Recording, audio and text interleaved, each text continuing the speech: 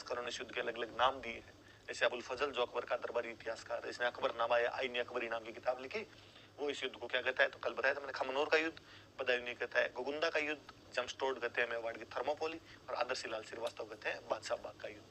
इस युद्ध में जो हाथी लड़े थे प्रताप की तरफ से लूणा और राम प्रसाद, उधर से मर्दाना और गजमुक्ता। राम प्रसाद को पकड़ लिया गया था और बाद में उसका नाम बदल कर दिया गया था, पीर प्रसाद कर दिया गया था। ये बातें कल हमने पढ़ी। फिर अकबर खुद आया था, उदयपुर पे कब्जा करके मोहम्मदाबाद नाम करके वापस चला गया।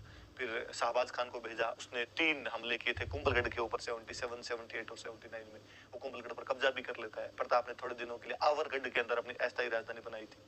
फिर रहीम जी आए थे, शेरपुर वाली जगह से अमर सिंह उनकी बेगमों को गिरफ्तार कर लेता है, लेकिन प्रताप ने उन महिलाओं को विद रिस्पेक्ट वापस लौटाया था, वापस भेजा था उन महिलाओं को। रहीम जी बड़े राजी हुए थे इस घटना से।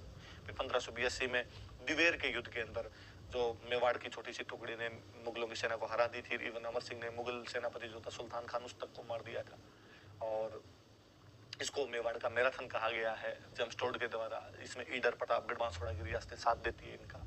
फिर अंतिम आक्रमण मुगलों की तरफ से किसी ने किया, जगन्नाथ कछवाहा ने किया 1585 में। प्रताप को बड़ा गुस्सा आया तो उसने आमिर का एक टुकड़ा छीन लिया था, मालपुरा। यहाँ पर उसने झालरा तालाब बनवाया था और नीलकंठ महादेव का मंदिर बनवाया था।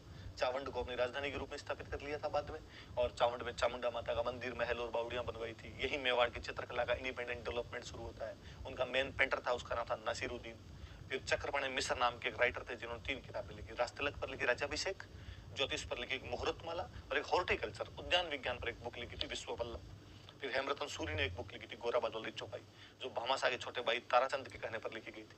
भामाशाह और ताराचंद वो थे जिन्होंने प्रताप को अपनी निजी संपत्ति दान दे दी थी। चूलिया नाम की जगह पर वो मिले थे और प्रताप को इतने रुपए दिए थे कि वो अपनी 25,000 की सेना को 12 साल तक रख सकते थे। 25 लाख नकदी और कोई 20 लाख अस्परियां तक उन्होंने ला के दी थी उस टाइम प्रताप को।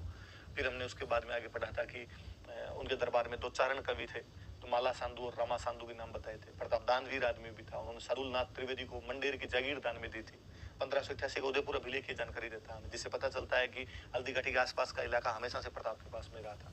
फिर वहीं चावंड में रहते हुए 19 जनवरी 1597 को प्रताप की मृत्यु हो जाती है, लेकिन अपनी मृत्यु से पहले वो चित्तौड़गढ़ और मंडलगढ़ को छोड़कर पूरा मेवाड़ मुगलों से वापस छीन लेते हैं। वहीं बांडोली के अंदर 8 खंभों की प्रताप की छतरी बनी हुई। ये कल बातें हमने प्रताप के बारे में पढ़ी।